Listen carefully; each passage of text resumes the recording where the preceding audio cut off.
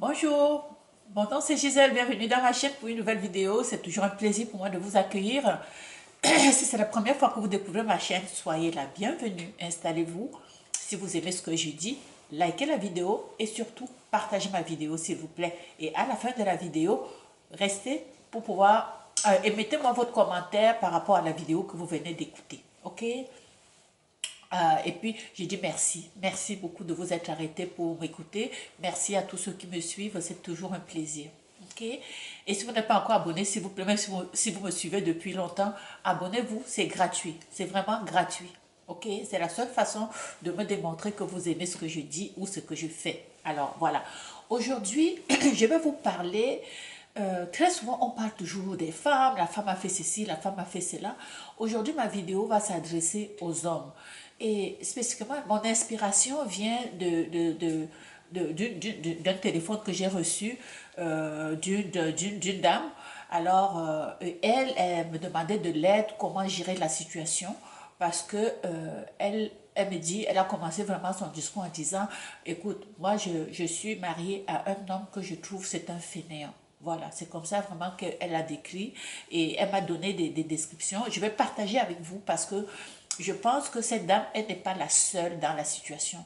Je sais qu'une fois que vous aurez écouté cette vidéo, vous allez probablement reconnaître votre situation dans cette vidéo parce que ce que la dame vit, ce n'est pas rare. Et c'est même beaucoup, même plus commun que vous ne pouvez l'imaginer. Ok, ce qu'elle me dit, c'est quoi? Numéro un, quand mon mari est à la maison, je ne le vois jamais. Je ne le vois jamais. Je lui dis, comment ça tu ne le vois jamais? Elle dit, parce qu'il est tout le temps dans son coin. Ok? Il rentre, si c'est même le week-end, on ne le voit pas. Il peut passer tout le week-end, nous, on ne le voit pas.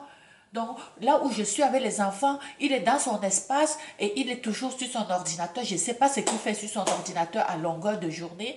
Alors, il ne va jamais venir socialiser avec nous. Il ne sait pas ce qui se passe dans la maison. OK? Il, et puis, elle ajoute ceci. Une autre chose qu'elle a notée, c'est que lui, il est toujours au travail. Elle dit, même quand il est supposé être en congé, il demande à aller travailler.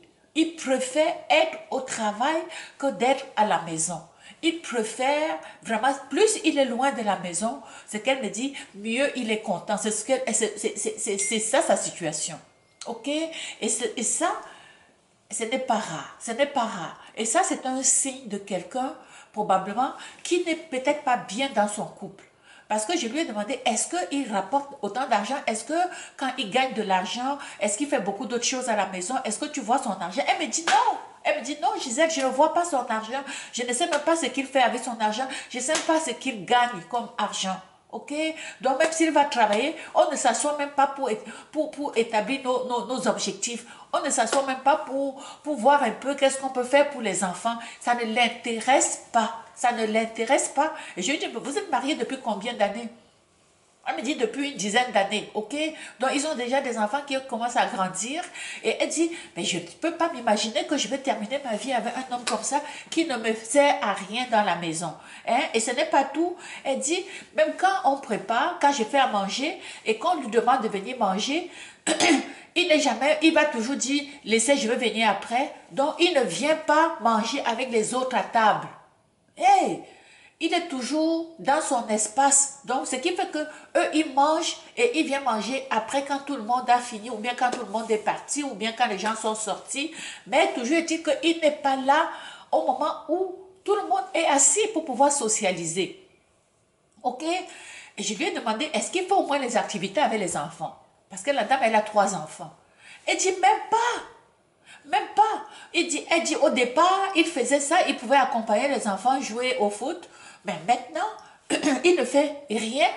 Hein? Elle dit, et j'ai dit, qui s'en occupe? Elle dit, c'est moi qui m'en occupe. Je lui dis, mais tu vas lui demander de s'en occuper. Tu n'as pas à ramasser tout ce qu'il n'est pas capable de faire.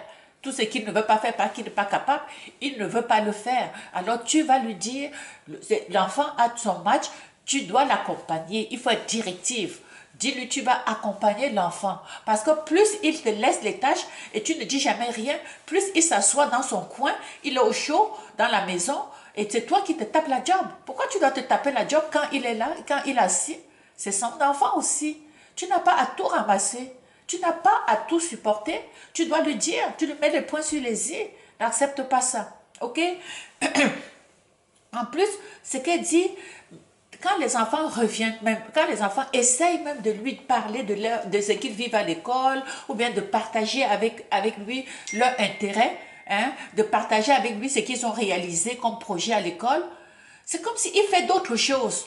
L'enfant est en train de lui parler, il sort son téléphone, il commence à regarder son téléphone, ou bien il parle d'autres choses qui laissent penser que à l'enfant que ce que tu dis, ça ne m'intéresse pas. Donc, il n'écoute pas son enfant, il n'écoute pas ses enfants, ok? L'enfant vient lui présenter, il vient avec son cahier pour lui présenter, pour lui demander quelque chose. Il sort son téléphone et il commence à parler d'autres choses. Et il parle d'autres choses qui n'ont aucun rapport avec ce que l'enfant voulait lui dire. Et l'enfant, qu'est-ce qu'il fait? L'enfant regarde sa mère et se lève et va voir sa mère. Il va voir sa mère. Ok? Donc, c'est ça. Qu'est-ce qu'elle disait encore? Ok, c'est ça. Donc, tout ça pour vous dire que vous les hommes, si vous vous reconnaissez dans ce que je viens de dire, vous vous reconnaissez dans au moins un ou deux points que je viens d'énumérer ici, il est temps pour vous de changer. Il est temps pour vous de rattraper la situation rapidement. Parce que c'est le début de la fin d'une relation. Vous ne pouvez pas être dans une relation, dans un couple où vous avez épousé une femme, vous avez mis au moins 3 enfants, vous avez fait 3 enfants ensemble. Et puis en cours de route, au moment où les enfants sont en train de se développer, au moment où cette femme a besoin d'aide pour pouvoir accompagner le développement de leur enfant, et toi, tu tournes le dos et tu lui laisses toute la tâche, tout le fardeau de la tâche, et tu vas t'installer dans ton coin et tu la laisses tout supporter. Tu sers à quoi? Parce que tu sais que si tu te comportes comme ça, au moment où on se parle, tu es un poids pour cette femme-là. Et ton départ du couple, ça ne changera rien dans sa vie. C'est comme ça qu'elle se voit. Elle dit, ça ne sert à rien d'avoir un homme qui est là, qui ne me sert à rien. Qu'il soit là ou qu'il ne soit pas là, je ne remarque même pas. Alors quand ta femme commence à penser à des choses comme ça, dis-toi que c'est la fin.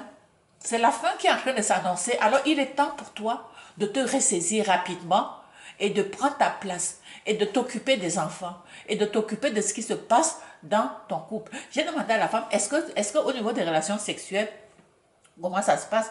Elle dit, Gisèle, moi je ne veux plus rien savoir. Je ne veux plus rien savoir de ça. Vous voyez? Et dans ça, c'est le début de la fin. Le début de la fin. Alors, les hommes, si vous êtes dans votre couple, vous ne vous intéressez pas à ce que font vos enfants. Vous ne vous intéressez pas à ce qui se passe dans le couple. Vous ne vous intéressez pas, votre enfant vient vous voir pour vous parler des difficultés qu'il vit à l'école et toi, tu parles d'autres sujets. Hein? Si vous êtes dans votre couple, on ne vous voit jamais, vous êtes dans votre couple, vous préférez toujours aller travailler, hein, vous appelez pour faire des temps supplémentaires, même les journées où vous êtes supposé être en congé, vous préférez partir au travail. Mes chers frères, mes chers hommes, il est temps pour vous de remettre la pendule à l'heure et de vous ressaisir et de jouer votre rôle parce que dans la vie, on ne vit pas que de son travail. Dans la vie, il y a une vie et la vie familiale, ça fait partie. La vie familiale fait partie de vos obligations.